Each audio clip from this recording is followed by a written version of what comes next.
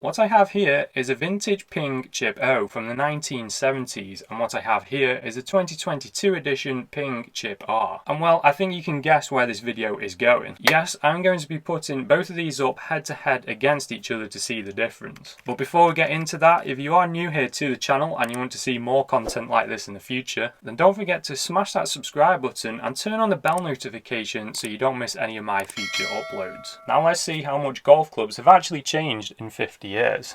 So visually between the two, you can see that there is a massive difference in the appearance. The 1970s vintage hockey stick, golf club, has a massive long thin head, and it doesn't even resemble that much of a golf club. And then if you compare that to the 2022 ChipR, it doesn't look far off being just like a normal modern day iron. Now interestingly, the loft is a big difference between these two, with the chipO being 10 degrees stronger at 28.5 degrees, compared that to the 38.5 degrees on the ChipR. And that is probably also why the chipO is 3/4 of an inch longer in length as well. So the chipO is basically more looking like maybe a 5 or a 6 iron back when it was made, with the chipR looking more like a 9 iron. But they were still both designed to do the same thing. But to see exactly what the differences are between them, let's put them head to head now and take them down onto the golf course. So I started off by just hitting a few chip shots around the practice green, as I felt like I would need to get used to these, especially with the chipO, because from around the green I would normally use a 50-degree wedge, so it is going to be fairly different to what I'm used to.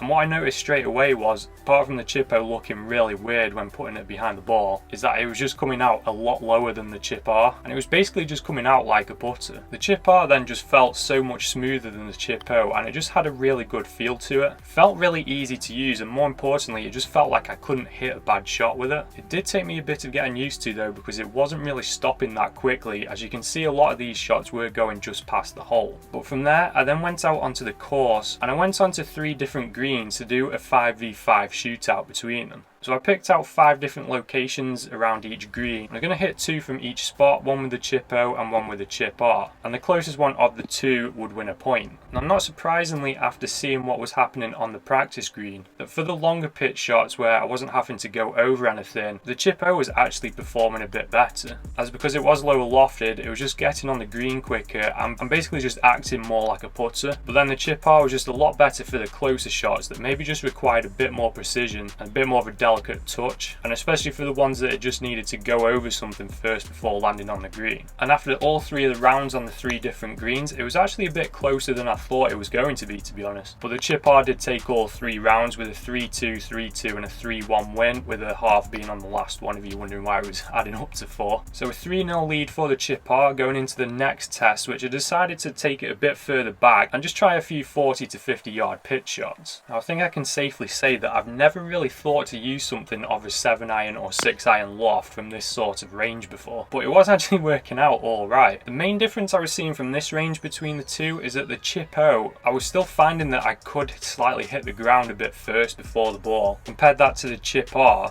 it's hard to explain exactly, but I could feel the club bouncing off the top of the turf, and for when I would feel like I was slightly catching the ground first, I just felt it kind of forcing the club upwards, but it just felt like I couldn't hit a fat shot with it. And I was actually catching a few that I thought were thin, but they were working out pretty much the same as what a perfectly struck one was going. So it's safe to say that the chipR was a lot more forgiving and serving its purpose a lot more than the chipO was doing from this sort of range. And with 5 shots from each of them from the 40 to 50 yard range, the chipR again took the victory with that one, again 3-2, meaning that it went 4-0 up in the round. And then with the last test that I wanted to do, I just went back to about 100 to 150 yards away. And Ping don't actually recommend using these clubs from that sort of distance, but I like living life on the edge, so I thought I might as well give it a go while I was there. The chipR felt almost like a normal wedge, but with the shaft being upright, there was a tendency again of going quite far left now. But again, it just felt like I couldn't hit a bad shot with it, and the trajectory was actually quite nice. It was coming out just a bit lower than what I would tend to hit from that sort of distance. But I would never normally hit a shot from about 150 that doesn't go over sort of 5 yards high. And if you have anything between you and the green, even just a bit of undulation, then you're going to be pretty screwed with the chipO. If you get used to the shaft angle of the chipR, I don't see any reason why you couldn't use that one from that sort of distance.